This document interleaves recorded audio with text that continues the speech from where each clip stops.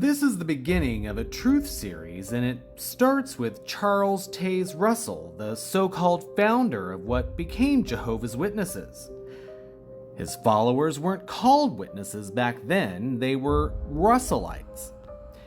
He began as a Presbyterian, then drifted into the Millerite movement, and eventually branded himself as a Bible student, later a millennial Dawnist. Russell sold his clothing stores to go all in as a spiritual leader and a snake oil salesman. He hawked chloride and zinc skin salves, claiming they cured cancer. They didn't. They were toxic. And miracle wheat? A scam. He featured it in his literature to yield the most wheat ever grown. While his Russellites sold his millennial beans door to door, think pre-Avon and pre-Shackley. If you know, you know. Fields failed, the product flopped, and farmers lost. Meanwhile, Russell was issuing false prophecy.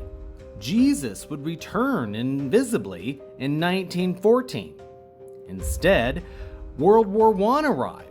His followers started dropping out, the faith faltered, the business was failing.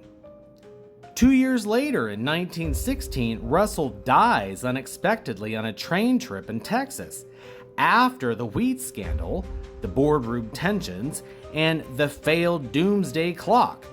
He boarded that train already sick.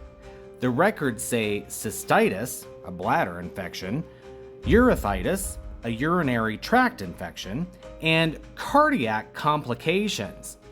So, how did he die? Officially, cystitis and cardiac failure. Unofficially, he boarded the train already sick, alone, in a private Pullman suite, wearing a toga. The same man who promised the second coming in 1914 was dead in 1916.